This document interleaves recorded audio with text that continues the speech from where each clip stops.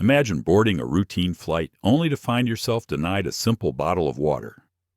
What happens when the man you've slighted turns out to be one of the very directors shaping that airline's policies? In the quiet moments between Denver's takeoff and Washington's landing, a small act of exclusion ignites a journey of accountability, courage, and unexpected compassion. Who among us hasn't felt unseen, judged by a glance or a whisper? Who will speak up when dignity is at stake? And what price must we pay for fairness? Join us as we follow Julian Cross, a calm, resolute executive director, and Rachel Deming, a flight attendant whose hidden biases are laid bare at 35,000 feet. How do they transform from strangers in conflict to partners in reform? How can a single glass of water ripple into systemic change? Strap in for an emotional ride through microaggressions, moral reckonings, and the power of truth spoken with respect. If you believe in justice, empathy, and the possibility of real transformation, hit like, share this video, and subscribe now because this story is just taking off. Denver International Airport buzzed with its usual morning hum rolling suitcases, quick footsteps on polished floors, and overhead announcements that cut through the white noise like clockwork chimes. Julian Cross stood still in the middle of Concourse B, a man in motion yet fully at rest. Dressed in a navy blazer and slacks, with a worn leather duffel slung over his shoulder, he looked like any other frequent traveler, business casual, calm, forgettable, even. But there was nothing forgettable about Julian.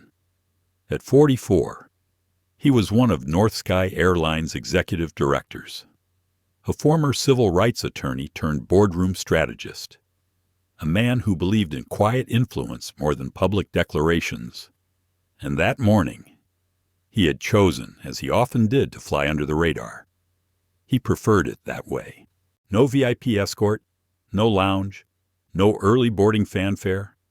Just a standard business class seat on flight NS-301 from Denver to Washington, D.C., surrounded by everyday people. He did this often, boarded as a regular passenger to observe the airline's operations without anyone knowing who he was. The best way, he believed, to see the truth was to sit among it. Julian exhaled slowly as he approached the gate. His flight had begun pre-boarding. The terminal was unusually bright, sunlight pouring through the tall glass walls and painting gold streaks across the floor. He watched passengers of all kinds trickle toward the jet bridge, a young family juggling strollers and snack bags, a group of consultants in matching navy suits, an elderly couple holding hands, whispering in Spanish. There was a beauty in the chaos, a rhythm. He stepped forward when his group was called, nodding politely to the gate agent, who didn't recognize him. That suited him just fine. As he walked down the jet bridge, Julian tapped a message on his phone to his assistant. Wheels up. We'll review draft of inclusivity policy tomorrow. Need to see the system up close again today? He hit send, tucked the phone away, and stepped onto the aircraft. Inside, the cabin glowed with warm overhead lights and soft beige tones. His seat 3A was near the front of the business class section. He stored his bag in the overhead bin and sat down, folding his blazer neatly on his lap. Across the aisle, a woman in her early 30s was already settled, sipping coffee and typing furiously on her laptop. 2 rows behind him, someone was quietly FaceTiming with a child back home. It was ordinary, unremarkable, and yet, Julian had a strange feeling tugging at the back of his mind. He couldn't explain it. Maybe it was fatigue. He'd barely slept the night before, his mind too tangled with proposals and board presentations. Or maybe it was the lingering weight of an article he'd read the night before, another passenger alleging racial discrimination on a domestic flight. He'd bookmarked it, heart heavy, despite all his efforts. The policies, The training? These things still happened. Too often. Too quietly. He leaned back in his seat and closed his eyes briefly. Just long enough to ground himself. Then he heard her voice. "Good morning." Sanitizing wipes. Julian opened his eyes to see a flight attendant standing beside him, extending a gloved hand with a wipe. She was tall, slender, with blonde hair pulled tightly into a bun. Her name tag read Rachel. He gave a polite smile and took the wipe. "Thank you." She gave a curt nod, then turned down the aisle without another word. Her expression lingered in his mind, polite, but clipped, efficient, but lacking warmth. Not uncommon, he thought. Not everyone's a morning person. Still, something about her demeanor stuck with him. He brushed the thought aside. The boarding continued, slow and methodical. Overhead bins filled. Safety briefings began. Rachel returned once more with her colleague, a woman with kind eyes and a soft voice. "Welcome on board," the second attendant said with a gentle smile. Her name tag read Lana. Julian nodded again, grateful for the contrast. As the aircraft doors closed and the safety demonstration began, Julian fastened his seatbelt and stared out the window. The ground crew was backing away. Engines hummed to life. A flight was like a world of its own, suspended in the sky. Hierarchies and routines firmly in place. What you experienced on board, especially in the subtle moments, could reveal more about a company's soul than any annual report ever could. The aircraft lifted off the tarmac, and the city of Denver shrank beneath them. Julian glanced at his watch. 3 hours until D.C. He pulled out his laptop, then changed his mind. Instead, he looked around the cabin, quietly observing. A young black teenager, maybe 16, sat with earbuds in 3 rows behind him in economy. An older white man in front of him was already asleep, mouth slightly open. Lana moved calmly between passengers, checking seatbelts. Rachel, on the other hand, stood stiffly near the galley, arms crossed. Julian felt it again, the tug. He pushed the call button. His throat was dry, and a glass of water would do him good. Moments later, Rachel approached. Her face was composed, but distant. "Yes," she asked, as though the sound of the chime had interrupted something important. Julian offered a small, polite smile. "Could I please have a bottle of water when you get a chance?" She blinked once. "We'll be starting service shortly," she said, coolly. "Please wait until then." And then she walked away. Julian tilted his head slightly. He watched her as she proceeded to another passenger a few rows ahead and began helping them with a request to drink. Already he said nothing. He sat quietly. Let it go, he told himself. But in his gut, something cracked open. Not rage. Not yet. Just a question. A memory. A warning. And so, the glass of water was not delivered. Not yet. But a storm had already begun. Rachel Deming moved with practiced urgency through the narrow aisle of the aircraft, clipboard in hand and tension buried deep in her shoulders. She was already calculating service timelines in her head, how long until takeoff, how fast she could get the drink cart ready, how smoothly she could power through this overbooked flight with one fewer crew member than usual. She hated mornings like this. A delay at check-in, a coffee she barely got to sip, and a senior flight attendant who seemed determined to remind her that she was still the new kid. Rachel had been with North Sky Airlines just under a year, long enough to learn the routines, but not quite long enough to feel secure. She tugged at the collar of her uniform blouse. It clung slightly tighter than it had yesterday. Everything felt tighter lately. From her uniform to the rules, to the scrutiny she constantly felt from both passengers and peers. She wanted to prove herself. to be seen as capable, respected. That meant taking control, asserting professionalism, and, when necessary, showing passengers that she wouldn't be walked over. She had read it in training modules and heard it whispered in crew lounges. Don't let them see you hesitate, especially in first or business class. They'll eat you alive. Still, something about today felt off. The man in 3A had asked for water during taxi. She had said no. Firmly, professionally, per policy. At least, that was how she had rationalized it to herself. But truthfully, it wasn't that simple. Rachel had noticed him from the moment he boarded. Tall, well-dressed, calm, but not familiar. Not entitled like some passengers in business class. Not deferential either. He had looked her straight in the eyes when she offered the wipe. It was a look she didn't know how to read. Not disrespectful, not flirtatious, just present. And for reasons she couldn't articulate, it made her uncomfortable. It wasn't his skin color, she told herself. That would be absurd. She had grown up in Chicago, had diverse classmates, friends. Her stepfather was Filipino. She'd had a black roommate in training. She wasn't racist. She couldn't be. Still, she couldn't shake the sensation that when he had asked for water, there was something in the request that pricked her pride, like he expected her to get it, like he assumed she would. It wasn't what he said. It was how she heard it. And so she had told him to wait, then walked away.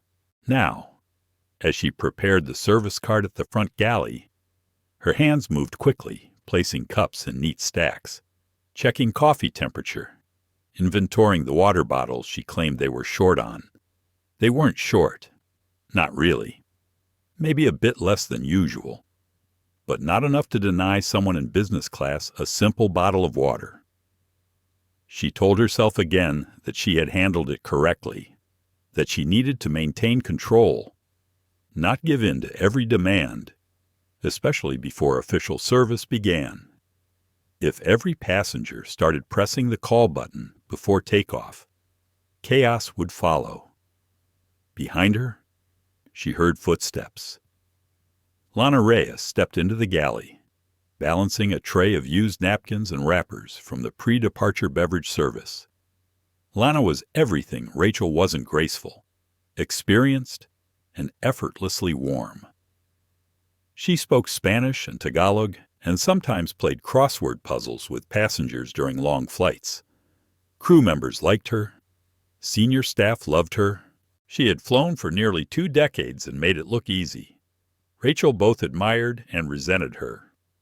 "You all right?" Lana asked, glancing at her briefly.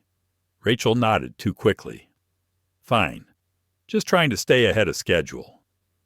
"This flight's full." Lana nodded thoughtfully. "Stacking cups in a drawer. I saw the man in 3A press the call button earlier." "He okay?" Rachel stiffened slightly. "Asked for water. I told him we'd be starting service soon." "Ah," Lana replied, in that neutral way seasoned attendants use when they know something's off but don't want to press. Rachel turned away, pretending to read the in-flight beverage list. She needed to focus. She needed to get through this flight without error. Back in the cabin, Julian Cross sat quietly, gaze fixed out the window. The sky was clear now, the mountains far below dusted in snow. Denver faded into the distance as the aircraft leveled at cruising altitude. He hadn't expected a confrontation, especially not over something as mundane as a drink of water. Yet here he was. It wasn't the denial that lingered in his mind. It was the look, the measured indifference, the undercurrent of irritation, the near-sneer masked beneath her professional tone. He knew that look. He had seen it in law school when a professor skipped his raised hand to call on someone else. He had seen it in upscale restaurants where servers dropped menus too quickly. never made eye contact, and offered different wines to different kinds of guests. That look didn't always scream. It whispered. 1,000 small messages wrapped in courtesy. Not for you. You don't belong here. Julian closed his eyes briefly and steadied his breathing. He didn't want to assume the worst. He had spent his whole career telling people not to jump to conclusions, to lead with curiosity, to ask first. Still, the pit in his stomach didn't lie. This wasn't about a beverage. It was about being seen, or more accurately, being unseen, while others received a different kind of attention. He glanced around, across the aisle. The woman with the laptop had just been served coffee. 2 rows ahead, a man was sipping orange juice and chatting with Rachel, who now appeared perfectly cheerful. Julian pressed his fingertips together. He felt the familiar conflict rise. Should he speak up? Should he wait? Should he give her the benefit of the doubt again? He didn't want to create a scene, didn't want to weaponize his title or authority. He didn't like playing that card. And yet, wasn't silence a kind of betrayal too? Not just to himself, but to others who had endured worse with no recourse at all. His mind drifted back to a different flight, years ago, when his niece, only 10 at the time, had been called sweetheart by a flight attendant, while her white classmate had been called ma'am. Small things, but not so small. Julian straightened in his seat. He wouldn't act rashly, but he would remember. And if the pattern continued, if this wasn't a one-off oversight, but a deliberate act of exclusion, then he would respond. Not with outrage, but with precision. That was the kind of man he had become. The kind that turned small indignities into systemic correction.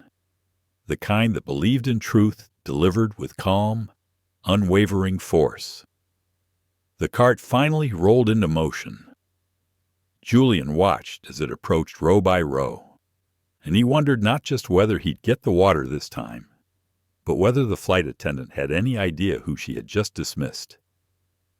The service cart clicked and rolled along the plush blue carpet, its squeaky wheels punctuating the low hum of the cabin.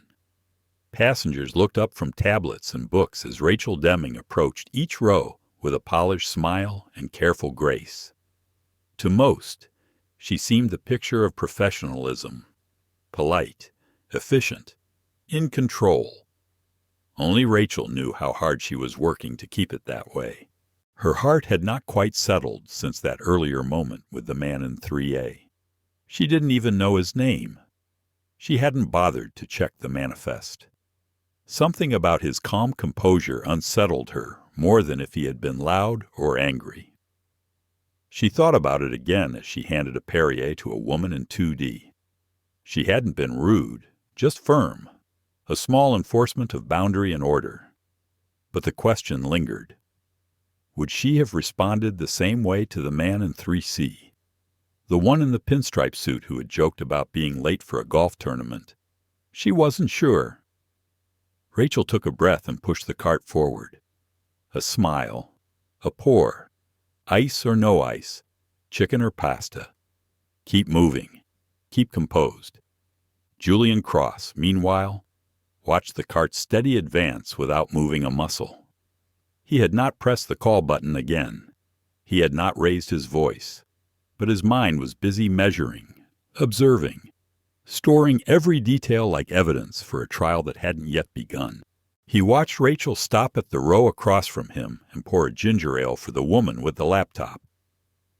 Then she asked the man beside her if he wanted red or white wine. Rachel laughed politely at something he said. Julian shifted slightly in his seat. It wasn't about the water anymore. It was the pattern. That unmistakable pattern where courtesy flowed freely in one direction and ran dry in another. And then she reached his row. "Meal service," she said in a flat tone, not making eye contact. Julian looked up slowly. I'll have the chicken, please, and a bottle of water, if there's one available.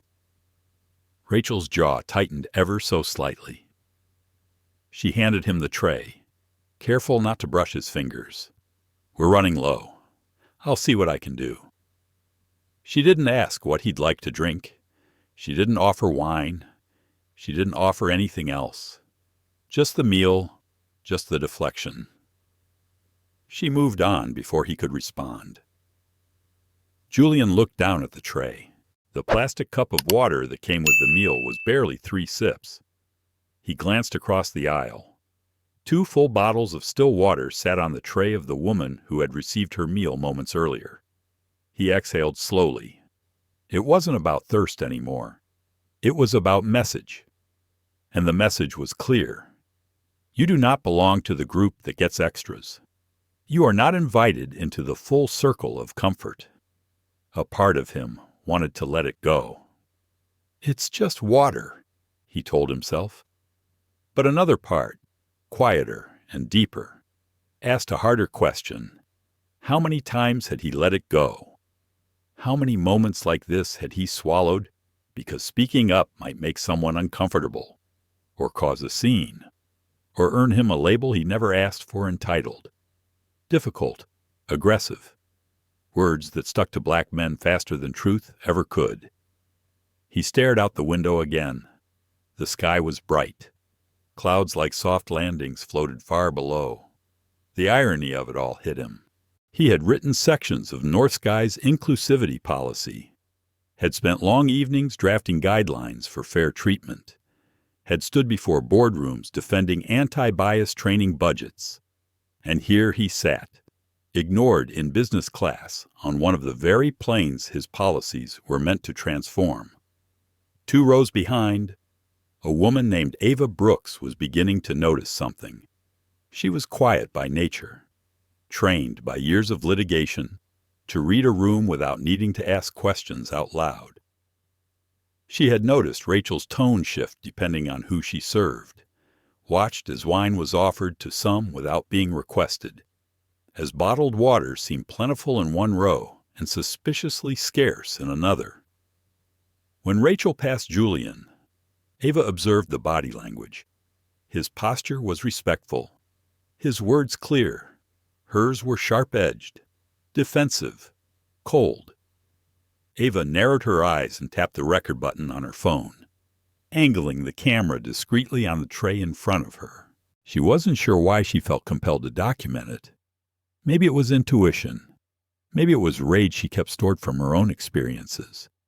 Maybe it was the way her father used to say, if you see something unjust and do nothing, you're part of the problem. Back near the galley, Lana Reyes joined Rachel again as they stacked used trays from the earlier rows. Lana noticed Rachel's stiffer-than-usual movements. You okay? She asked casually, her tone kind. Rachel didn't look up. Fine. Sure, Rachel sighed. He's giving me a hard time. Lana blinked. Who 3A? The guy who asked for water before takeoff.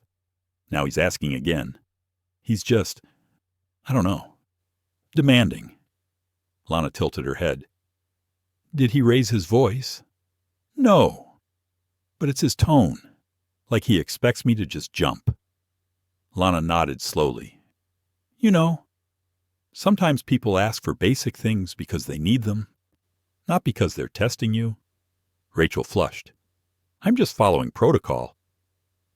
Lana didn't reply. She could feel something deeper swirling here, something that had nothing to do with water or protocol.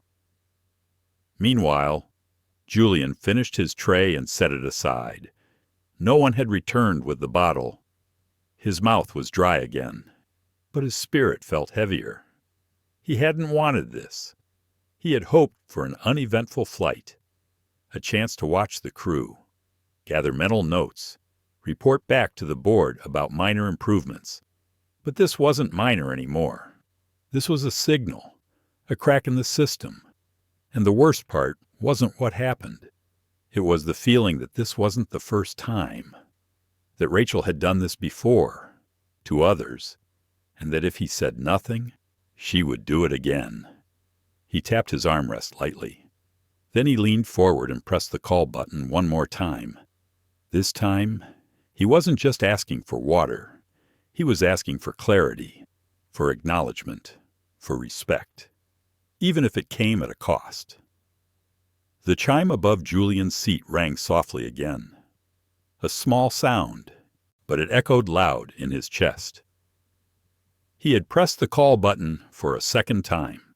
Not angrily, not impulsively, just deliberately. It was a quiet refusal to let the moment pass unnoticed. For a few seconds, nothing happened. Then Rachel appeared at the front of the cabin, walking briskly with a neutral expression, her features calm, but tight, a flight attendant's poker face. She stopped beside Julian's seat and folded her hands in front of her apron. "Yes, sir," she said. Julian looked up. His voice remained calm. "I was hoping to follow up on my earlier request for water." Rachel paused, her lips pressed together just slightly. "As I mentioned before, we have limited stock," she replied. "Once we finish service, if there's any left, we'll circle back." Her tone was flat. Her eyes didn't soften. Julian nodded slowly. "I understand," he said. "It's just that I've seen a few full bottles served to others already. So I wanted to check if that same standard applied here." Rachel blinked. "We're doing our best to serve everyone equally, sir." Julian held her gaze. "I'm sure you are." Silence lingered. Rachel gave a tight nod and turned without another word. She moved back up the aisle, leaving Julian with the same dry mouth and a deeper kind of thirst now. A thirst for answers, for fairness, for something more than courtesy that wore a mask. He exhaled and leaned back in his seat.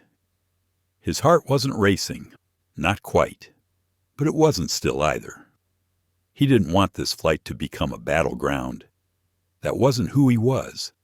That wasn't the kind of leader he wanted to be. But something deeper inside him was stirring. A familiar weight he had learned to carry from a young age. The weight of walking into a room, any room, and calculating what version of himself would make others feel least threatened. The palatable black man, the well-spoken one, the composed professional, not too loud, not too sharp, not too proud, always balanced, always safe. It was exhausting. He closed his eyes and tried to calm the memories that rose without permission. He was 11 years old the first time someone called him boy in a way that made his skin crawl. A neighbor, a father of a classmate, said it while tossing him a basketball in the driveway. "Hey, boy, go grab that." Julian had frozen, not because of the word, but because of the way it landed. Like it wasn't just about age, like it was something else. His mother had taught him early. There are words that cut, but there are also looks, gestures, silences. She told him how to carry himself, how to survive in rooms where some people might see his skin before his soul. He remembered her voice clearly, calm, tired. You don't get to mess up the way they do. You always have to be better, smarter, kinder, always. Or, now, sitting in business class 35,000 feet in the air, Julian felt that old advice humming in his bones. He had done everything right, polite tone, reasonable request. Still, Rachel had dismissed him, not once, not twice, but again and again. And she hadn't done it blindly. She had made a choice. That was what burned. Not that she had made a mistake, but that she had chosen to justify it afterward, to double down. He looked around the cabin. Passengers were beginning to settle after the meal, some scrolling phones, others adjusting blankets for naps. But a few had noticed. A few had seen her come, deny, and walk away. Ava Brooks caught his eye from 2 rows back. She didn't say anything, just gave a small, subtle nod. A gesture that said, "You're not crazy. I saw it too." Julian felt something loosen in his chest. He wasn't alone in this, but the next step was his to choose. He opened his laptop, not to work, just to anchor his hands, to keep himself from fidgeting. He stared at the blank screen for a long time. In his head, he imagined 2 futures. In one, he said nothing, landed in D.C. quietly, told himself it wasn't worth it, told himself the company had bigger issues to handle. Let Rachel keep walking down aisles just like this one, eyes cold, heart guarded, judgment intact. In the other future, he spoke up, not with rage, but with clarity. He would bring it to the captain if needed, and eventually to HR. He would name the pattern, ask the hard questions, demand a review of how training was applied, not just written. The first path was easier, but the second was right. He felt his phone buzz softly in his blazer pocket. A message from his assistant. "Board wants to confirm DEI roundtable next Friday. You still good to lead?" Julian smiled faintly at the irony. He closed the laptop. Yes, he would lead. And that started here. He glanced at the galley. Rachel was there, organizing cups. She didn't look over. Lana stood beside her, quietly watching. Julian stood up and walked slowly toward them. He didn't raise his voice, didn't come with a demand, just a presence and a quiet decision to no longer drink in silence what others freely received. He approached the curtain at the front of the cabin and paused. Lana turned first. "Oh," she said. "Everything all right?" Sir Julian smiled gently. "I just needed a word, if now's a good time." Lana nodded and stepped aside. Rachel looked up. Their eyes met. And for the first time since he boarded, Julian saw something shift in her expression. Recognition. A flicker of something deeper. Nervousness, maybe, or the faintest edge of fear. Julian nodded once. "We should talk."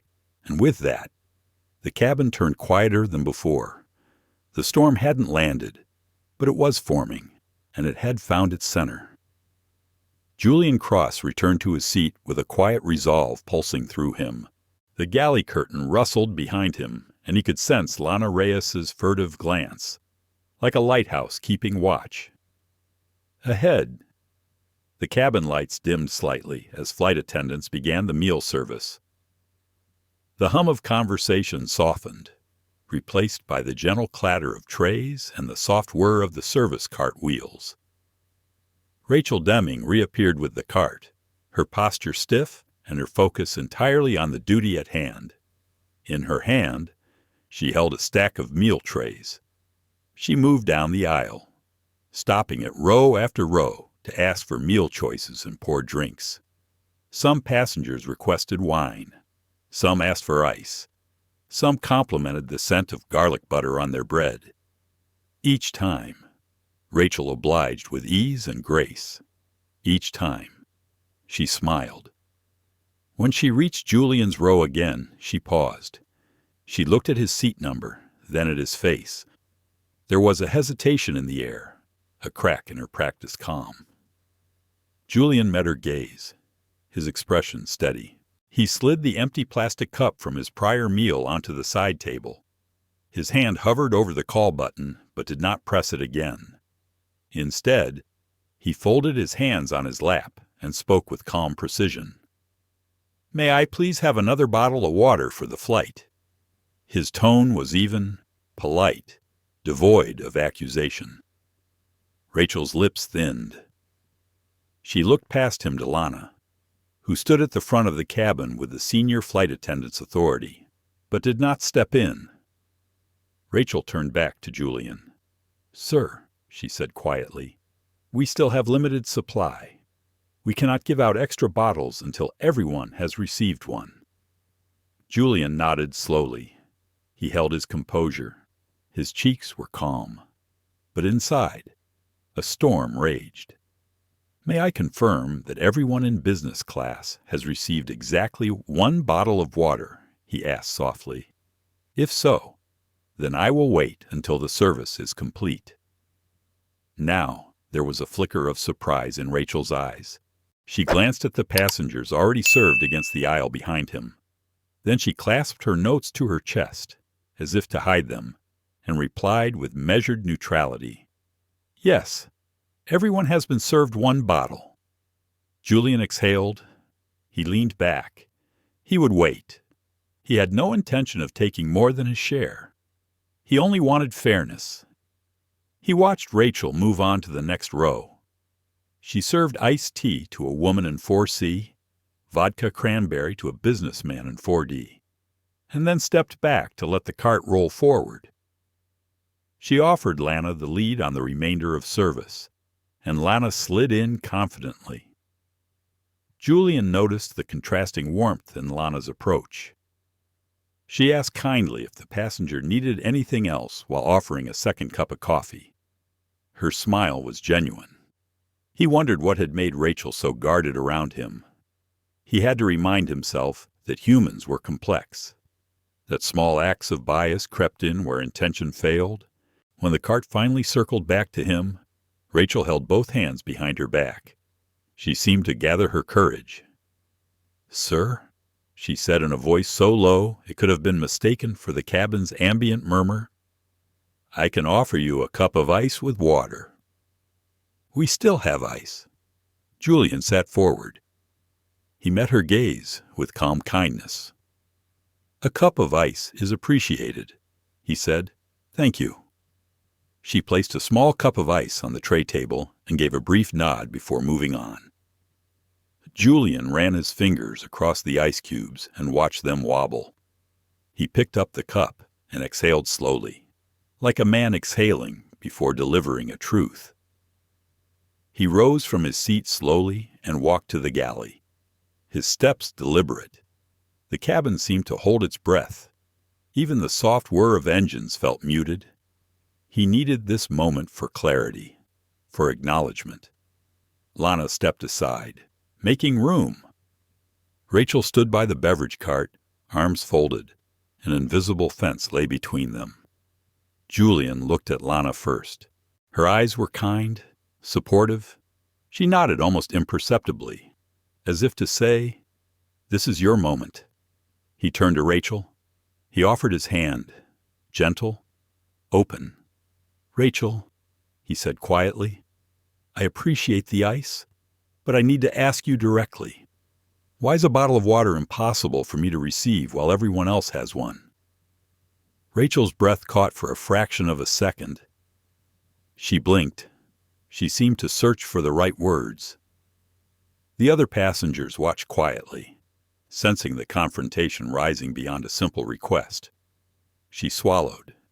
"Sir," she began, her voice trembling slightly, "we are following the guidelines set by management. Only one bottle per passenger." Julian nodded slowly. He held her gaze. His voice remained gentle but firm. "I respect guidelines. I also notice that the guidelines are being followed selectively. That is, some passengers have received additional bottles while I have not. I am not asking for extra. I am simply asking you to apply the same guidelines to me as you apply to others." "Is that too much to ask?" Rachel became silent. Her lips parted.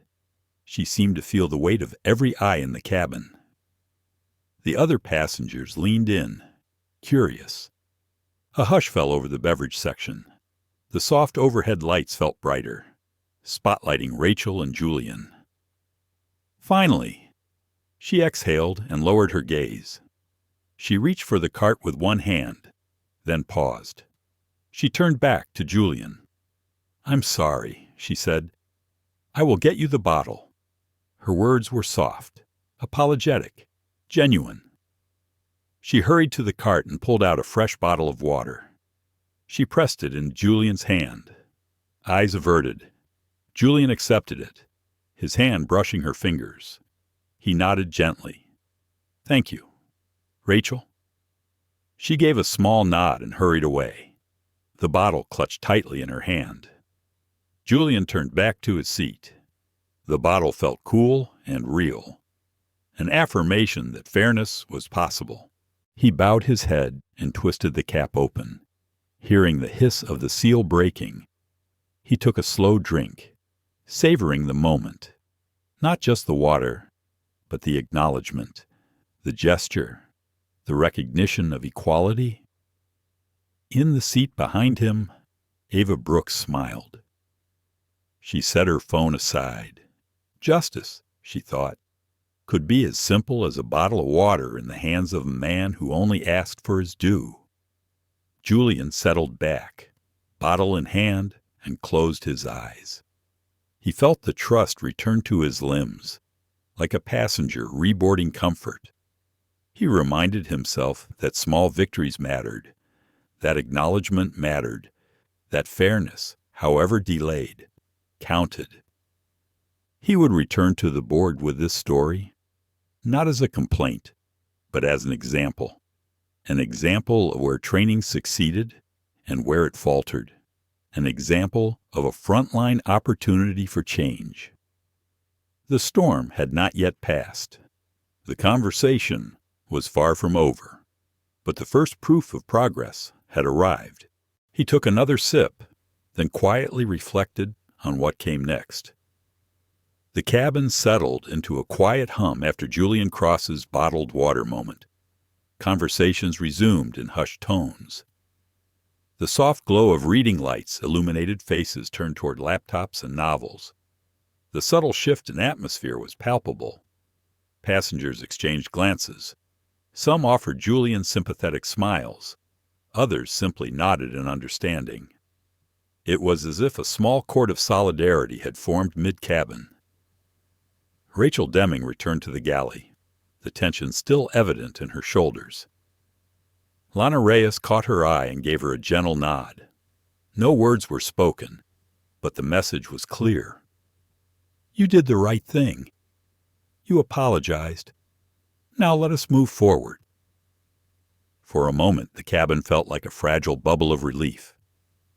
Then a sharp chime on the intercom cut through the calm. Flight attendants, please prepare for a medical situation in the rear cabin, the captain's voice announced.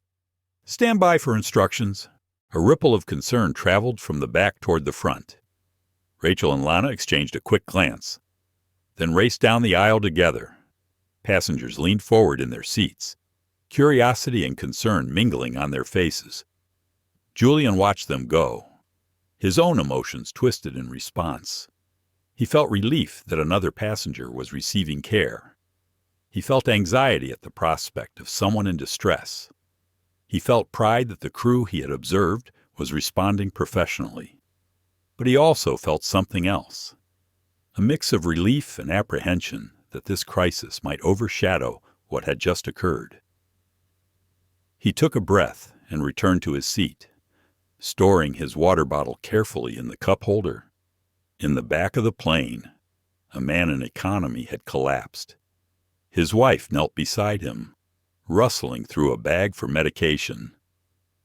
Other passengers hovered, uncertain whether to stand back or to help.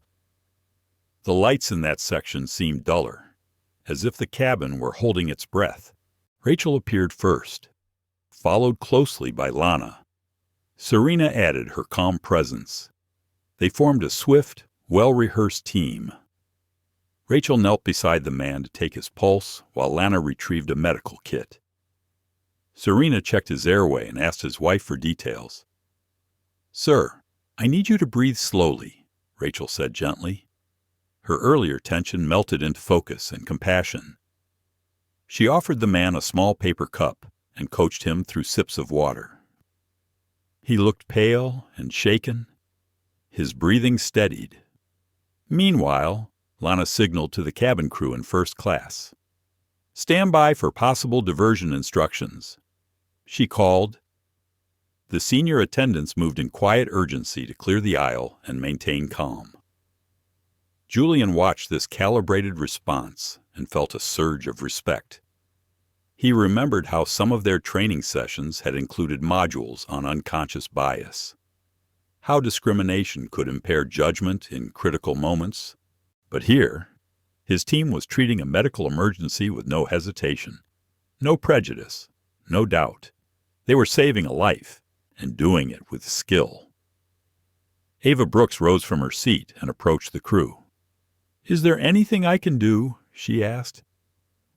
"I am a licensed attorney and I have first aid training." Lana nodded at Ava.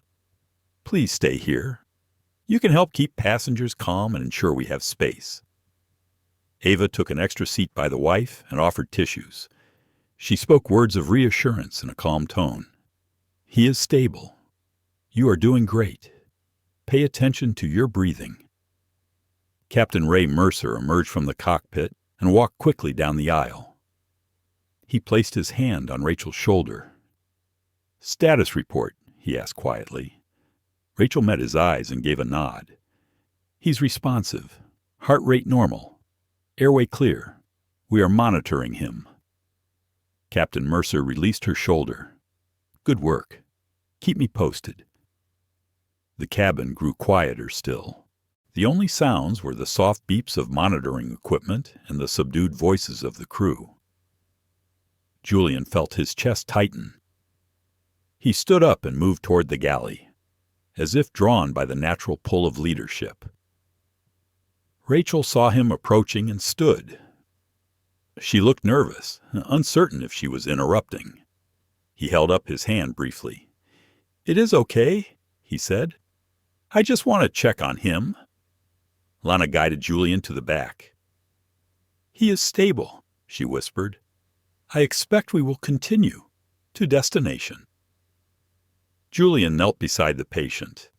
His calm presence seemed to bring an extra layer of reassurance. The man's breathing was steady now. The wife looked relieved and thanked the crew repeatedly. Captain Mercer remained nearby, observing. He caught Julian's eyes and gave a brief nod. That nod spoke volumes. It acknowledged Julian's quiet authority. It confirmed the teamwork he had nurtured and the values he stood for.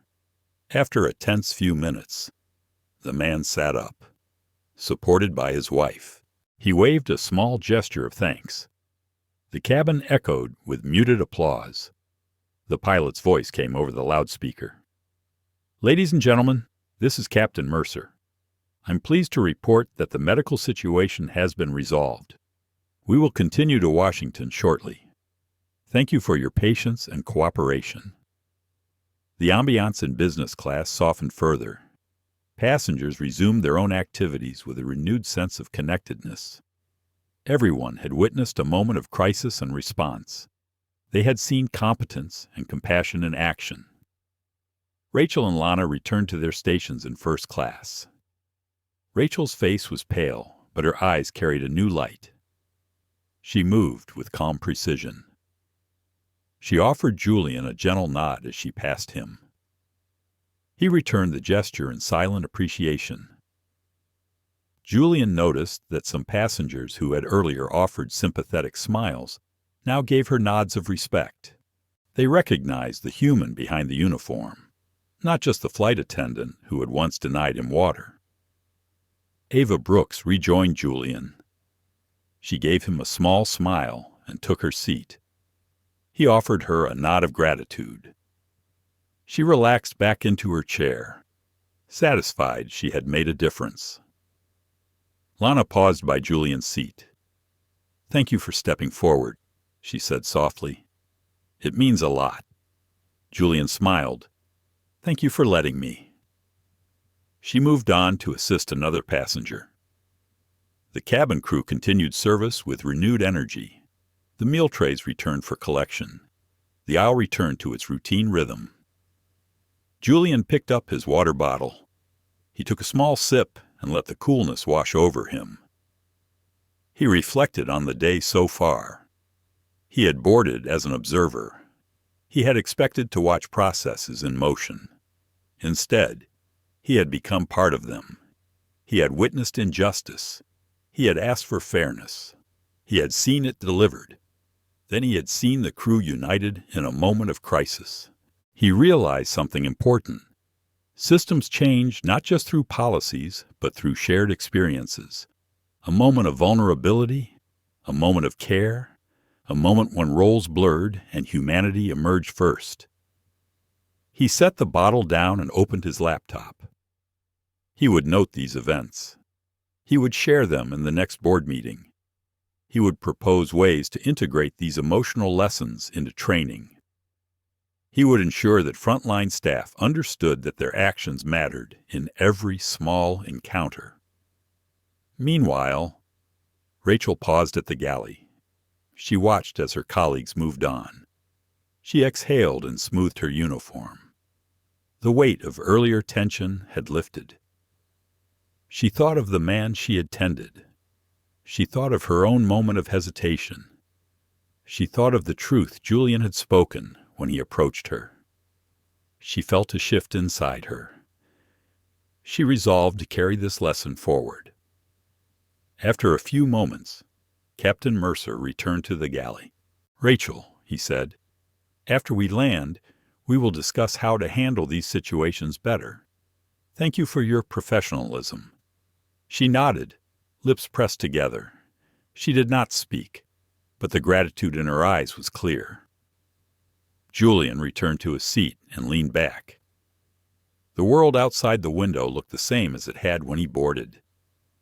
Yet aboard the aircraft, something had shifted.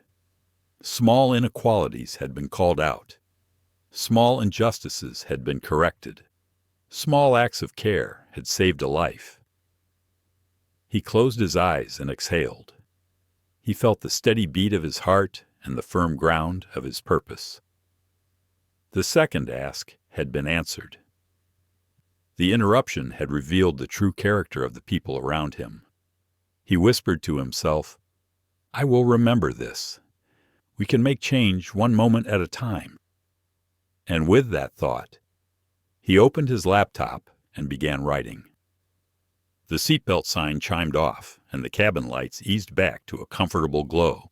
Julian Cross sat still for a moment, watching passengers collect their belongings or stretch in their seats. The flight had settled into a steady rhythm after the medical interruption, yet a new tension simmered beneath the surface.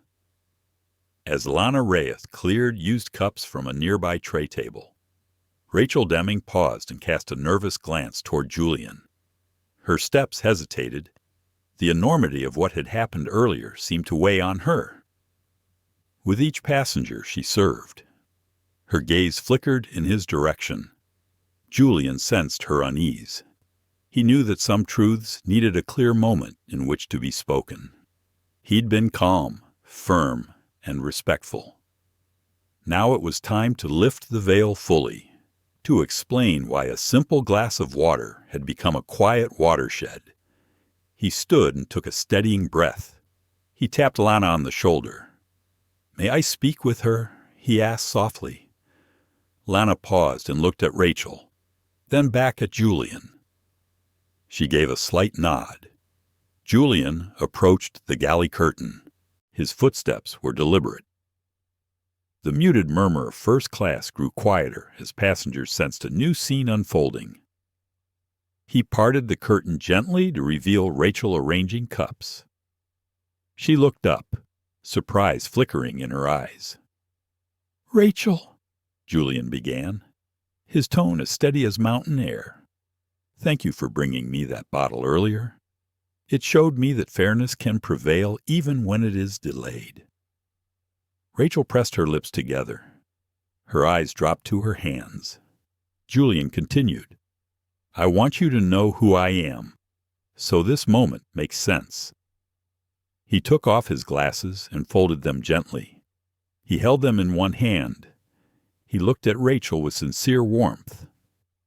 "My name is Julian Cross. I am an executive director on North Sky Airline's board. I help shape policies like the very guidelines we follow in this cabin." He paused and let the words sink in.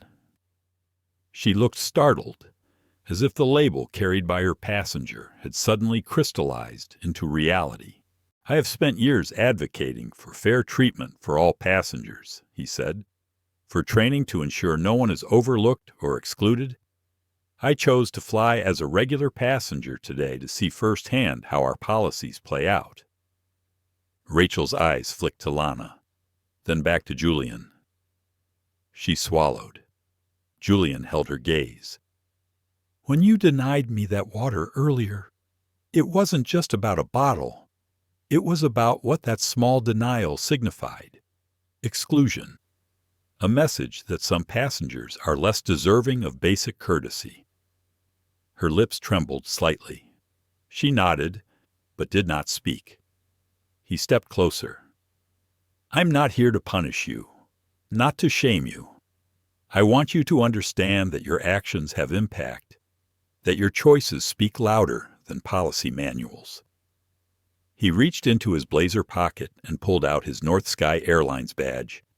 He held it out, not to intimidate, but to clarify. "I'm not a celebrity. I'm someone who decided to see the system up close. I want to work with you. We need crew members who see every passenger as equal from boarding to landing. Will you help me do that?" Rachel's eyes filled with tears. She let the badge fall to her palm as though it weighed 1,000 regrets. "I'm sorry," she whispered. "I didn't know. I never meant to single you out. I thought I was doing my job." Julian smiled softly. "Your job is to care for every passenger. I know you care.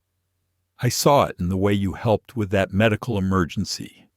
You have the skill and the compassion. I just need you to bring that compassion to every interaction." She nodded, tears now slipping down her cheeks. He handed her a small packet of tissues from his blazer. She accepted it, her hands shaking. Lana cleared her throat gently and stepped forward. "Thank you, Julian. This means a lot.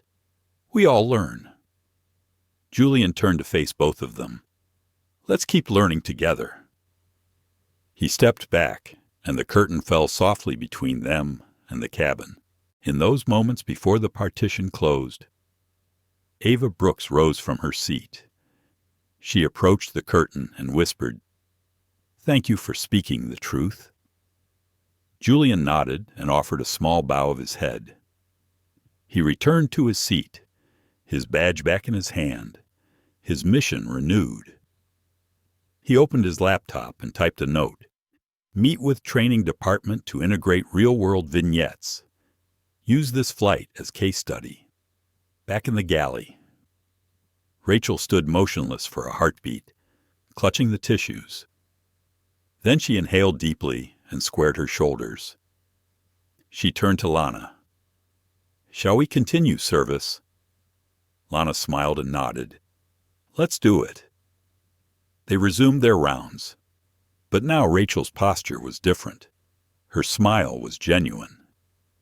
She offered water without hesitation, checking in with each passenger. She apologized softly to one elderly woman for the delay, touching her forearm gently in reassurance. She distributed blankets with an easy warmth. Passengers in first class noticed the shift. A corporate consultant in 2F commented, "That was handled beautifully." A tech executive in 1A whispered, "She seems different now." Others simply offered nods of approval as she approached.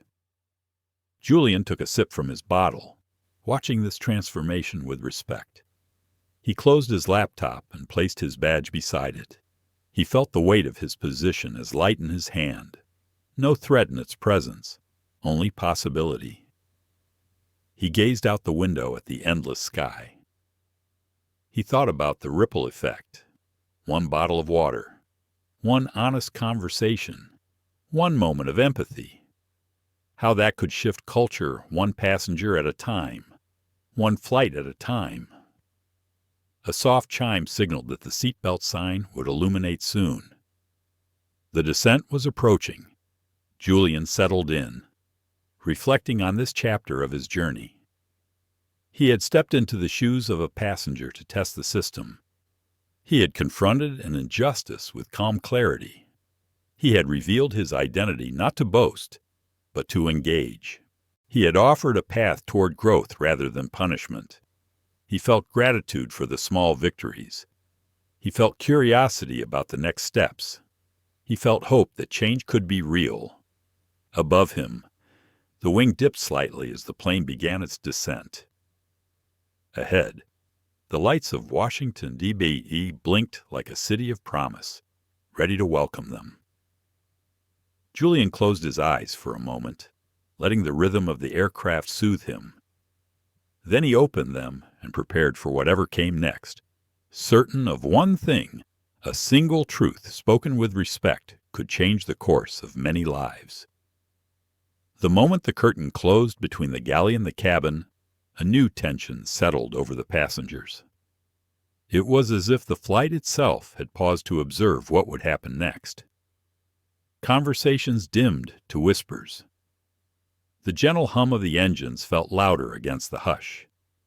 Even the overhead reading lights seemed to glow more brightly, casting soft halos above each seat. Julian Cross sat upright, water bottle in one hand, laptop balanced on his lap. He felt the pulse of the cabin's attention.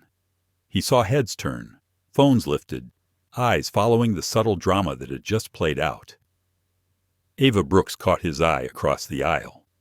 She gave him a small thumbs up and a reassuring smile. He nodded back, then looked toward the curtain, anticipating Rachel's return. She emerged a moment later, but something was different now. Her stride was confident, her shoulders relaxed, her uniform pressed. She navigated down the aisle with purpose, carrying a fresh bottle of water for each passenger who requested one. No hesitation, no glance away. When she reached Julian's row, she stopped and placed a bottle in his cup holder before he could ask. He offered a polite nod. She returned the gesture, her eyes meeting his briefly with sincerity. Before Julian could say anything, a chime erupted from several phones. The cabin erupted in digital buzz. Websites were opened. Notifications pinged. Subtle at first, then louder. A soft cascade of curiosity transformed into a collective gaze toward screens. Someone whispered, "It's already online." Another passenger murmured, "It's going viral." Others began refreshing social media apps, leaned in to watch. On their screens, a 2-minute clip was playing. It began with Rachel's terse refusal of water. The camera angle shaky but clear enough. Then it shifted to Rachel's second refusal. Then it showed Julian stepping forward, pressing the call button, and Rachel handing him a cup of ice instead of a bottle. Then the curtain scene, with Julian revealing his identity and offering his badge. The clip ended with Rachel's tears as she accepted tissues. Emerging on screen, the title read, "Flight Attendant Denies Black Director Water Caught on Camera." Comments streamed below. Some exhorted viewers to boycott North Sky. Others demanded apologies and firings. Many voiced deep solidarity with Julian. The like and share counts climbed rapidly. Julian closed his laptop. He set it aside and watched the reactions around him. A group of younger passengers in row 2 compared notes on the story. An older businessman shook his head in disbelief. A mother held her child close, then tapped her phone thoughtfully. Across the aisle, Ava's eyes were wide, a sense of awe in her gaze. A wave of pride washed over Julian. He had sought fairness, not spectacle. Yet the spectacle had arrived, and with it came a chance for real change. A sudden voice crackled over the intercom. "Captain Mercer here. Ladies and gentlemen, we are aware of a video circulating online that involves our cabin crew and one of our passengers. I want to assure you that we take these matters very seriously. We will address any concerns upon arrival in Washington. Thank you for your understanding." The captain's calm, authoritative tone carried weight. The cabin relaxed, but the tension lingered. It was a collective inhale before the next exhale. Julian picked up his water bottle and took a slow sip. He let the cool liquid settle in his chest. Around him, Rachel moved efficiently, collecting empty cups and offering chocolates to passengers. Her every movement seemed guided by newfound purpose, as if she were demonstrating her commitment to service after witnessing the impact of her earlier actions. Lana paused by Julian once more. She leaned in and whispered, "You did what needed to be done." Julian gave a small smile. We all did what needed to be done. Passengers in rows ahead were now scrolling through official North Sky Airlines channels. A statement from the airline's social media appeared. "At North Sky Airlines, we stand firmly against discrimination of any kind. We are conducting a thorough internal review of the recent in-flight incident, and we are committed to transparency and accountability." The statement was shared and reshared. It flashed on screens and elicited mixed applause and relieved sighs. Some muttered that this was long overdue. Others expressed hope that this would truly lead to improved training. Julian reflected on the chain reaction.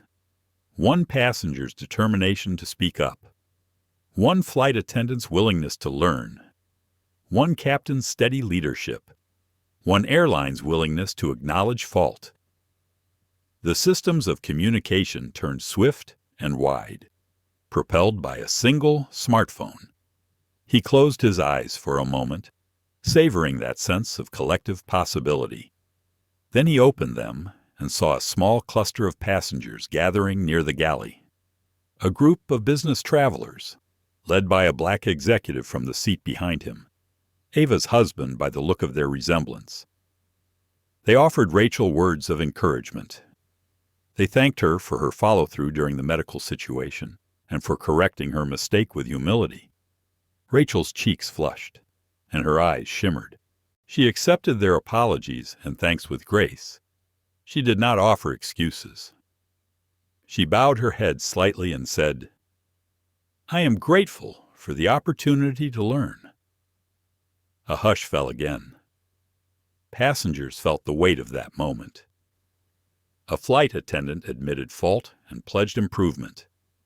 A small, earnest ritual of accountability had been enacted at 30,000 feet. Julian felt his phone vibrate in his pocket. He checked the message. It was from his assistant. "Board is reviewing video. They want your input tonight on crisis response and PR strategy." He replied with a single word on it. He slid his phone back into his pocket and looked out the window. The sky was streaked with shades of pink and gold as the sun began its descent. The horizon glowed like promise. Minutes later, Rachel paused at the front of the cabin. She clasped her hands before her and spoke to all the passengers she could gather with, her voice steady but earnest. "Ladies and gentlemen, I want to apologize for my earlier conduct. I did not serve one of our passengers with the fairness you rightly expect. I have learned from that mistake today, and I pledge to provide every passenger the respect and courtesy they deserve." Her words were met with a round of applause. Some passengers stood, others cheered quietly. In that moment, the cabin felt united, a community of travelers, witnesses to accountability and growth.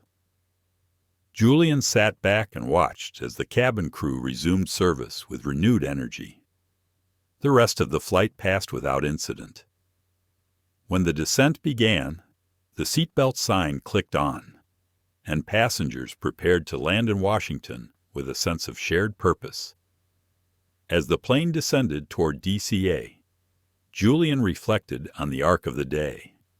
One request for water had unleashed a chain of events that far exceeded his expectations.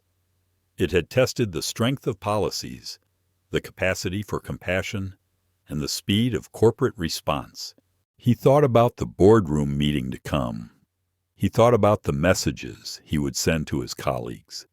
He thought about how this flight had become a microcosm of the larger battle for dignity and fairness. He exhaled and closed his eyes, letting the gentle dip of the aircraft lull him for a moment before touchdown. Around him, the cabin was quiet, full of passengers who had witnessed something rare and profound. The flight had frozen briefly. It had held its breath. But in that pause, something irreversible had taken form: the power of one person's voice, the impact of small kindnesses, the potential for change. Julian opened his eyes, watched the runway lights grow clear, and prepared to step off the plane into a new chapter 1, where the glass of water he had asked for was just the beginning of a broader reform in the skies. The cabin lights brightened as the seatbelt sign clicked off. Washington's runway lights stretched before them like a runway of stars. The gentle rumble of wheels on tarmac signaled their arrival. Passengers began to collect their belongings, murmuring among themselves with a mix of relief and lingering excitement. Julian Cross remained seated for a heartbeat longer, absorbing the moment. He cradled his water bottle in one hand and his laptop in the other. Around him, the cabin felt buoyant after the tension and the triumph. He offered a small nod of thanks to Rachel Deming, who stood near the galley with Lana Reyes and Captain Ray Mercer. Rachel's eyes met his for a brief second. There was a nod from her, quiet but filled with sincerity. In that nod lay an apology accepted and a commitment renewed.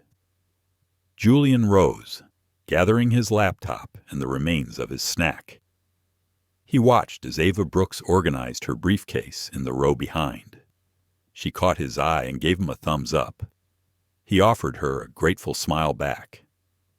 The overhead bins began to open. Jackets, wallets, phones, and hopes tumbled into arms of passengers ready to disembark. He approached the galley. Lana offered a gentle smile and a handshake. "Thank you again," she said. "You made a difference." Julian shook her hand. "Thank you for your support." Captain Mercer stepped forward. He extended his hand. "Julian, I appreciate how you handled everything. Company policy is important, but so is compassion and clarity. Well done." Julian took the captain's hand, feeling the weight of that praise. "Thank you, Captain." Rachel stood a few steps back, hands clasped. He turned to her. "Rachel," he said quietly, "I know this has been a long flight, but I'd like to thank you personally for listening and for learning today. You have a gift for service. Don't let one mistake define you." Her eyes glistened. She took a hesitant step forward. "Thank you, Mr. Cross. I won't forget this." He nodded. "Safe travels." She inhaled deeply and offered him a small, genuine smile. "You too." He walked down the aisle. Passengers moved aside, some offering words of encouragement. A few patted his shoulder. Others murmured appreciation. The tension of the morning had given way to a shared sense of accomplishment. In the jet bridge, the cabin doors opened and a rush of cool air from the terminal greeted them. Julian stepped onto the walkway, pausing to look back at the crew who had become a microcosm of change. At the bottom of the jet bridge, a small crowd of North Sky staff and media waited. A PR representative held a clipboard. A camera crew stood ready. Smartphones lit up like a field of fireflies. Julian crossed the threshold into the terminal. Reporters stepped forward with microphones. "Mr. Cross, can you comment on what happened up there?" one asked. He raised a hand politely. "Please," he said, voice calm and measured. I'd like to speak with our HR team and leadership first to coordinate our response. I'll be ready later today. Ava Brooks emerged beside him, her badge indicating her role as legal observer. She waved off a few questions. "Let's give them a moment," she said gently. North Sky's Vice President of Communications, a sharply dressed woman named Claire Thompson, hurried forward. "Julian, thank you for handling this. We want to make sure we frame it correctly. Can you join us in the conference room?" Julian nodded. "Of course." He followed Claire through the terminal corridors, the hum of passengers and rolling luggage fading behind them. He felt the adrenaline of leadership and crisis management mingling in his veins. In the conference area, a small boardroom waited. The walls were glass, overlooking the bustling terminal. A large table was set with water bottles, pads of paper, and name placards. He took the seat labeled Executive Director Cross. Claire sat beside him, laptop open. A few minutes later, the rest of the crisis team filed in. HR leaders, PR specialists, legal counsel. Claire began. "We have the video, the statements, and the social media reaction. It's trending nationally. We need your guidance on next steps." Julian leaned forward. He took a slow breath. He thought of the cabin, of Rachel and Lana and Ray. He thought of every passenger whose worldview had shifted in that moment. He spoke thoughtfully. "First, we need a public apology acknowledging the incident and the steps we're taking. Then we need a comprehensive review of our training protocols, focusing on real-world scenarios and frontline empathy. We will follow up with our staff in writing and host a live training session with all crew. Finally, we need to monitor passenger feedback to measure progress." Claire typed rapidly, nodding. "Agreed. We have draft statements ready.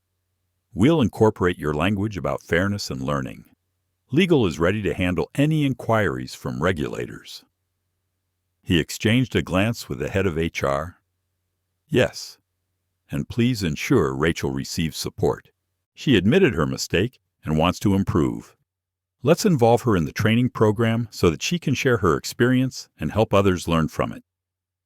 The HR director looked up, surprised, but pleased.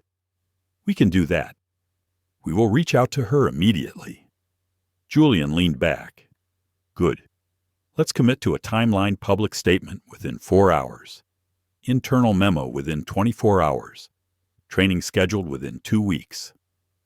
The team nodded, energized by his clarity. After the meeting, Julian exited into the terminal. He paused by a coffee kiosk and ordered a black Americano. He stood by the window overlooking the runway, sipping slowly. The city lights of D-No-C blinked in the distance, promising new beginnings. His assistant called. "The board wants your briefing at 6 p.m. Are you okay with the timeline?" He looked at his watch. It was late afternoon. "Yes," he said. "I'll be there." He hung up and allowed himself a small smile. The morning's events had become a catalyst.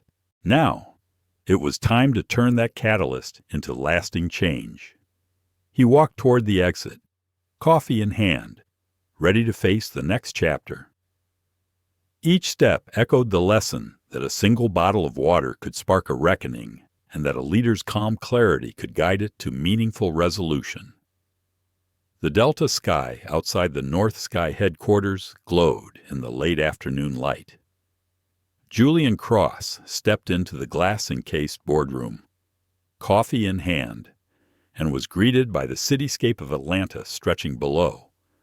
A dozen faces turned toward him, board members, the CEO, the HR head, PR executives, and legal counsel. The tension in the room was palpable, like the calm before a hurricane. Claire Thompson, the Vice President of Communications, stood to his right.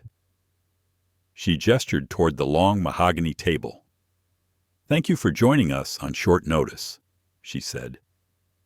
We need to finalize our public statement and outline next steps for internal training and accountability. Julian set his coffee on the table and took a seat at the head. He looked around, meeting each gaze. This was the moment when policy met reality, when strategy met humanity. Robert Bob Jenkins, the CEO of North Sky Airlines, leaned forward. His salt and pepper hair framed a face etched with concern. Julian, first-hand accounts tell us that this incident has ignited public debate. I want your guidance on how we can turn this crisis into an opportunity for genuine change. Julian nodded. Thank you, Bob. I've consulted with the crisis team, and we have a threefold approach: transparency, accountability, and education. He cleared his throat, then spoke deliberately. First, we issue a public apology acknowledging the harm done. We accept responsibility and outline immediate actions, placing relevant personnel on administrative leave pending review, and appointing a task force to audit our in-flight service protocols. He paused, letting it sink in. Bob scribbled notes. Agreed. What next second? Julian continued. We implement an accelerated training program focused on scenario-based empathy and bias awareness. This includes interactive workshops featuring real-life vignettes, such as the one from Flight NS-301 to ground learning and practice. Across the table, the HR director, Anita Chang, raised a hand. We can adapt existing modules to include that video clip and Julian's explanation from the cabin. We'll require completion within 30 days for all crew. Julian nodded. That timeline works. Third, we establish ongoing accountability metrics. Passenger feedback surveys should feature targeted questions about fairness and respect. We'll track incidents, analyze trends, and publish quarterly reports to demonstrate progress, Claire added.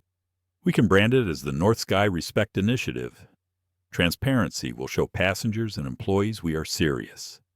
Legal counsel, Marcus Ortiz, cleared his throat. We must ensure our public statements are precise, to avoid admissions of liability that expose us to legal risk. Julian turned to Marcus. Understood. We can phrase it as, we are committed to learning from this incident and improving our practices. That conveys responsibility without admitting legal fault. He offered a reassuring nod. Bob Jenkins leaned back. What about Rachel Deming? She's become the face of this story, both negatively and positively. Should we involve her further? Julian met Bob's gaze. Yes, she has expressed genuine remorse and willingness to grow. I recommend we include her in the empathy workshops as a case study leader. It will empower her and give authenticity to our training. Anita Chang spoke up. We can invite her to co-facilitate sessions with the DEI team. It may also boost morale, showing that employees can learn from mistakes. Bob tapped his pen. Make it happen. Any other thoughts? Julian exhaled. He remembered Rachel's eyes when she held his badge. He remembered the hush in the cabin and the solidarity among passengers. He remembered Ava Brooks stepping forward. We should also partner with an external organization specializing in bias and inclusion. An independent audit will ensure we're not simply patting ourselves on the back. Claire brightened. I can reach out to the National Center for Bias Prevention. They have experience with aviation partners. Julian nodded. Perfect. Their endorsement will add credibility. A momentary silence filled the room as everyone digested the plan. Bob Jenkins finally spoke. Julian, thank you. This is comprehensive and action-oriented. Let's draft and release the statement within the hour. Schedule training sessions next week and announce the Respect Initiative publicly tomorrow. He tapped the table for emphasis. We need to lead with conviction. Claire stood. I'll finalize the media advisory. Legal and HR will coordinate details. Julian, "Do you have any concerns about execution?" Julian shook his head. "No concerns. I trust this team. We'll follow through and monitor impact." He locked eyes with each executive. "Our passengers deserve nothing less." The room exhaled collectively. Claire and the PR team began typing on laptops. Anita and her HR team already whispered about logistics. Legal counsel conferred quietly in one corner. Bob Jenkins nodded in approval. As the meeting wound down, Bob turned to Julian. "You've been instrumental here. I want to thank you personally." Julian closed his laptop and rose. "Thank you for your trust. I believe we can set a new standard in the industry." Bob extended a hand. They shook firmly. "Let's make it happen." Julian stepped out of the boardroom into the corridor, his heart steady and purposeful. A PR coordinator intercepted him with a printed draft of the apology statement. He reviewed it quickly, then signed off with a flourish. He walked toward the elevator, pulling out his phone. A notification from Twitter glowed. North Sky Respect trending. He smiled quietly. Change was underway. On the elevator ride down, he replayed the morning's flight. He thought of Rachel's transformation. He thought of the medical crisis that had revealed true character. He thought of Ava Brooks and the passengers who saw more than a uniform. He thought of the power in small moments. The elevator doors opened to the executive lobby. His assistant waved him toward a private office. "They're waiting for your briefing," she said. He stepped inside and prepared for the next round of questions. He would walk through the sequence of events, the strategic responses, and the plan for ongoing accountability. As he took his seat, he felt a surge of determination. The storm had reached the boardroom, and it had been guided by calm conviction. Now it was time to convert that energy into lasting reform. He began speaking, each word measured, each gesture purposeful. The boardroom storm had been weathered. Now, they would chart a course toward clearer skies and a culture where all passengers and crew were seen, respected, and valued. Rachel Deming walked through the quiet terminal after disembarking, her uniform crisp but her heart heavy. The bright arrivals hall, filled with families greeting loved ones and business travelers hurrying to connections, felt like a stage where she alone was out of place. Everywhere she looked, screens displayed the North Sky Respect Initiative, the apology statement, and her own image not as the confident attendant she had wanted to be, but as the visible face of a mistake. She paused by a glass wall looking out over the runway. Planes taxied slowly, their engines silent in the distance. She inhaled and exhaled. This was the moment she had feared most. After the flight had landed, she had been escorted to a small office. Human resources staff, stern but sympathetic, offered her water and a seat. They informed her she was on administrative leave pending investigation. They did not accuse her of racism outright. They instead spoke of policy violations, of fairness, and of the weight of public perception. Rachel's reflection stared back at her through the glass. The woman in the uniform looked confident at first glance, but Rachel felt the uniform cling tighter than before. She saw herself in that reflection and hardly recognized the girl who had dreamed of travel and discovery when she first signed up for flight attendant training.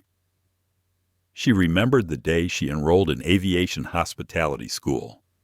She had been 19, eager, excited. She had imagined speaking multiple languages, delivering gourmet meals, guiding passengers safely through turbulence. She had envisioned a career full of adventure that would take her to faraway cities. She had not imagined the invisible rules, the unspoken bias that measured her at every step. She remembered the first time a senior attendant had whispered in her ear during her probation. Don't get too friendly with them. Some passengers expect more from certain faces than others. She had laughed it off, but the seed of insecurity had taken root then. A notification chimed on her phone. It was a message from Lana Reyes. "I am proud of you," it read. "Thank you for the apology and your promise to do better. We will get through this." Rachel stared at the message, tears forming without warning. She tapped out a reply. "Thank you. I am so sorry. I will find a way to make this right." She pocketed her phone and walked toward the employee lounge. She needed a moment to gather herself before her next meeting. Each step echoed in the empty corridor. She felt exposed. She had become a cautionary tale on social media. Passengers recorded her, judged her, and shared her image. She had read comments calling for her firing, for a boycott of North Sky Airlines, for criminal charges. Some comments were kinder, expressing empathy and encouraging her recovery. But the hurtful words stuck to her like second skin. In the lounge, a small group of colleagues gathered. Some wore expressions of sympathy. Others avoided her gaze. They were the people she had trained with, the people she had hoped would be her support network. Now they represented a silent jury. She approached a table where Boardman, a senior flight attendant, sat sipping coffee. Boardman looked up. He was tall, silver-haired, with kind eyes that had once offered mentorship. Now his gaze was measured. "Rachel," he said softly, placing his mug down. "I saw what happened up there. You handled the medical emergency well, and the apology. It took courage." She nodded, blinking back tears. "Thank you. I never wanted to hurt anyone." He leaned forward. "We all make mistakes. It matters more what we do next. Are you willing to learn and take part in the new training?" Her voice trembled. "Yes. I want to. I need to." Boardman offered a reassuring smile.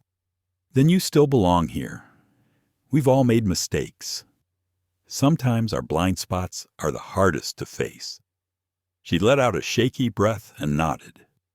She realized in that moment that her career was not over, but it would never be the same. She would carry this lesson forward. Later that afternoon, she was called into a small conference room. The head of Human Resources, Anita Chang, welcomed her and gestured to a chair. On the table was a folder with her name and the words Flight NS-301 Incident. Anita's tone was professional, but gentle. "Rachel, thank you for coming in," she said. "We have reviewed the incident, the passenger statements, and the video evidence. Your apology and subsequent conduct have been noted. We plan to involve you as a participant in the upcoming training workshops. You will share your experience and guide others through similar challenges. Are you comfortable with that?" Rachel swallowed hard. She had expected worse. She had braced for termination. Instead, she was being asked to lead change. She replied quietly, "Yes, I would like that. Thank you for the opportunity." Anita nodded. "We also want to offer you counseling support. We recognize the emotional toll. Please take advantage of that resource." Rachel managed a small smile. A tear slipped down her cheek. She felt a spark of hope.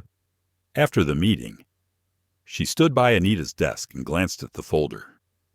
She opened it slowly to find the official notice administrative leave for 7 days, then returned to active duty contingent on training completion. A path back emerged in front of her. She walked out of the office, the folder clutched in her hand. She found a quiet corner overlooking the tarmac and sat down. She pulled out her phone and typed a message to Julian Cross. "Thank you for your honesty. You changed my life today. I will not forget." She pressed send and watched the words float into the digital ether. She closed her eyes and allowed herself a moment of grace. When she returned home that evening, she found a letter waiting on her doormat. It was from Rachel's stepfather, Samuel, who lived nearby. He had been watching the news and saw her name. He had written her a hand-penned note. Dear Rachel, I know this week has been difficult. I saw the coverage. I know you better than most. You have a good heart, even when you make mistakes. Mistakes do not define you. They refine you. I am proud of you. Come over for dinner tomorrow. Love, Dad. Rachel clutched the note to her chest and felt warmth spread through her. She realized that one of the reasons this mattered so much was the dream she had carried for years to serve, to travel, to bring joy to passengers. That dream was not lost. It had been tarnished, but it would survive. Over the next few days, Rachel attended the empathy workshops. She watched the video of Flight NS-301 and listened to Julian Cross's recorded explanation. She heard from colleagues about their own blind spots, their own regrets. She practiced role plays where she stepped into a passenger's shoes. She learned to recognize the microsignals of discomfort, the silent requests for dignity.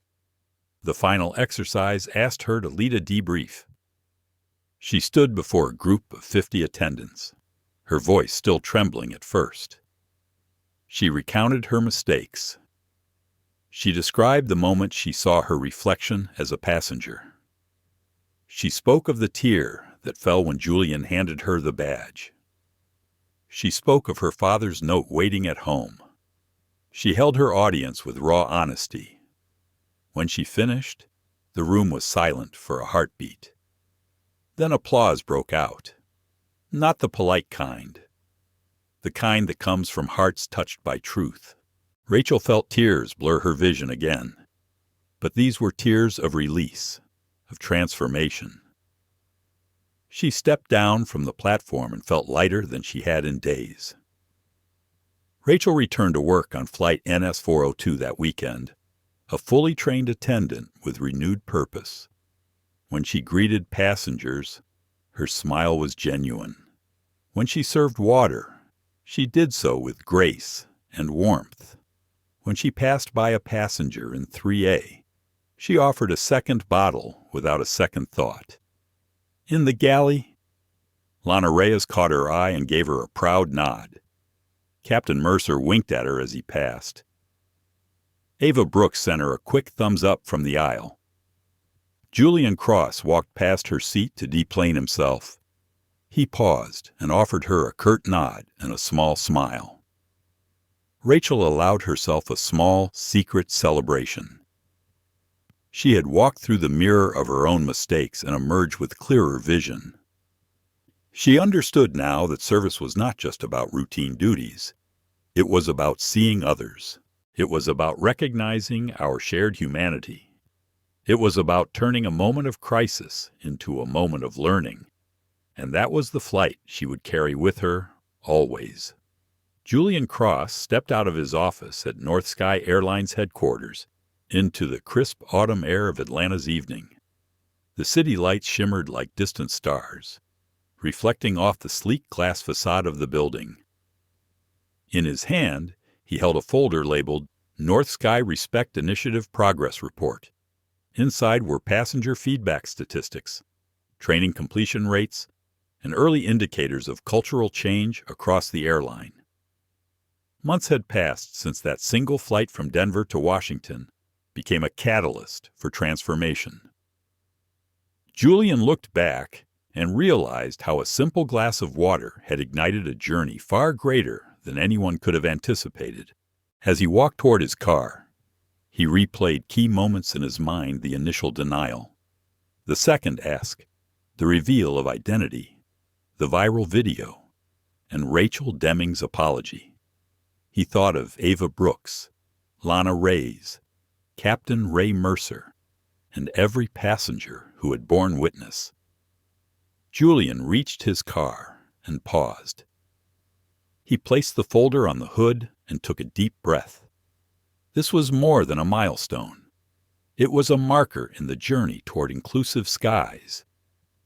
He opened the folder and reread the executive summary. North Sky Respect Initiative has achieved a 95% training completion rate in 8 weeks. Passenger surveys report a 40% drop in reported microaggressions. Employee feedback shows increased confidence in addressing bias and a 60% improvement in peer support metrics. The next phase includes quarterly bias audits and a public dashboard to share our progress transparently. He smiled with quiet satisfaction. These numbers represented real change unfolding across thousands of flights. Yet he also knew the work would never be finished. Culture was not a checklist. It was a living thing that required constant care. He slid the folder under his arm and entered the driver's seat. As he started the engine, his phone buzzed. It was a message from Rachel Deming. "Thank you for helping me find my compass. I am proud to serve." Rachel Julian smiled. Her words mirrored his own sense of purpose. He replied, "Thank you for owning your journey. Keep shining. Julian." He slipped the phone back into his pocket and drove home. Oh, that weekend, North Sky hosted its first public forum on airline inclusivity at the Atlanta Convention Center. Employees, executives, regulators, community advocates, and passengers gathered to discuss progress and next steps. The event space was arranged like an airport terminal, with departure boards displaying session schedules, vendor booths showcasing diversity resources, and a keynote stage resembling a cockpit. Julian took the stage first. He welcomed attendees with a calm voice that carried across the hall. He recounted the story of Flight NS-301 not as a sensational anecdote, but as a real lesson in the power of small acts. He spoke of how denial of a single bottle of water revealed systemic blind spots.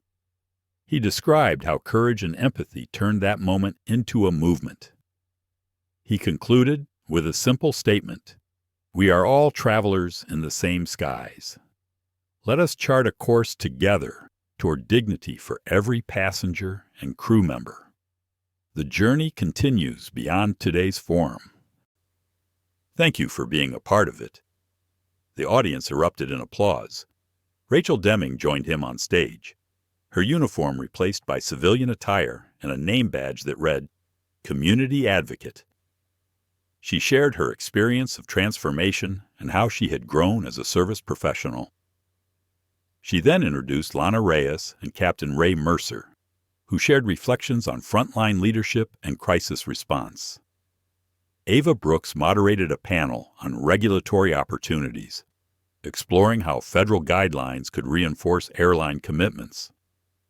She emphasized that safety and respect were inseparable in the air. Throughout the day, passengers who had been on the original flight mingled with attendees, sharing how witnessing accountability renewed their faith in institutions. Executives from other airlines attended to learn best practices. Media covered the event as a model for corporate responsibility and systemic reform. By evening, the forum convened for final remarks. Julian stepped forward again, joined by Bob Jenkins, Claire Thompson, Anita Chang, and Marcus Ortiz. They unveiled the new public dashboard on North Sky's website, displaying real-time data on passenger satisfaction, incident trends, and training metrics.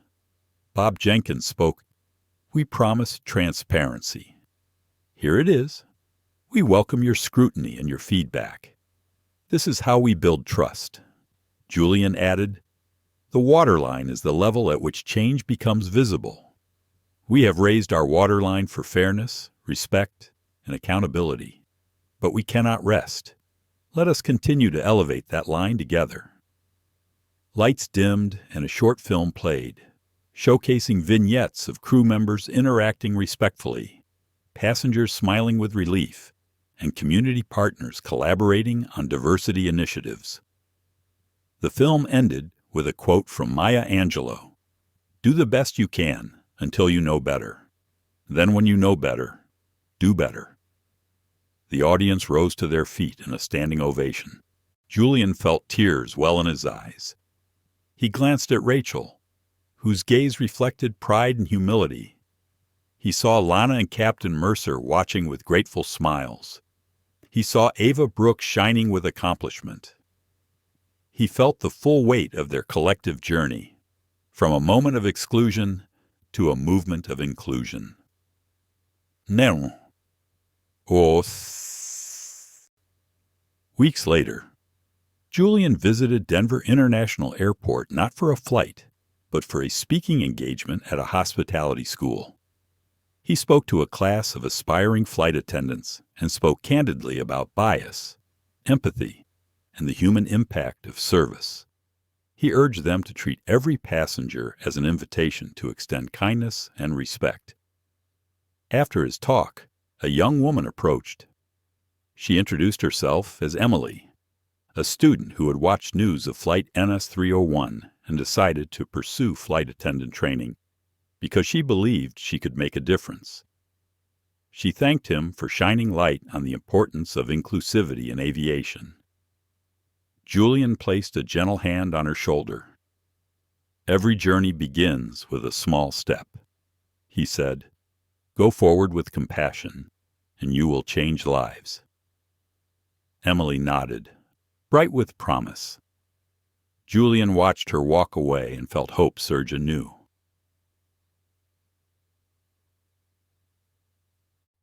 That evening, Julian sat at his kitchen table at home, reviewing the next phase of the Respect Initiative.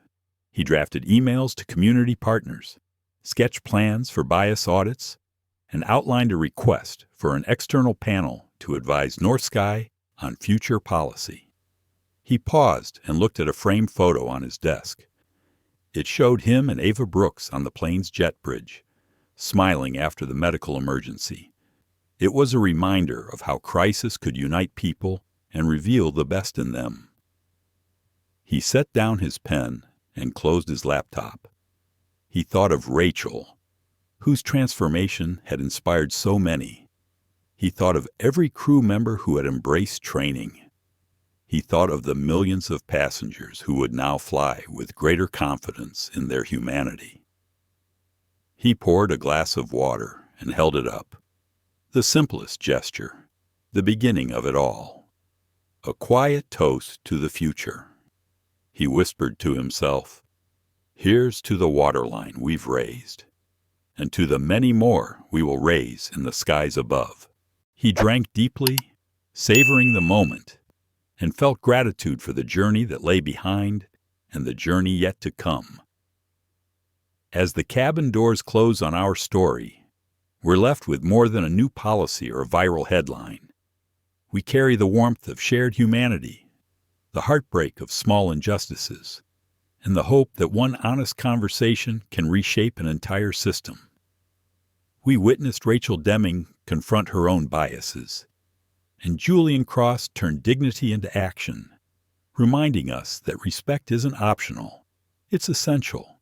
Let their journey inspire us to challenge our assumptions, to speak up for fairness, and to nurture empathy wherever we go. If this tale moved you, honor its lessons by liking this video, sharing it with your friends, and subscribing to our channel. Stay tuned for the next story, because every flight, every heart, and every one of us deserves a chance to rise above prejudice and soar toward a kinder world.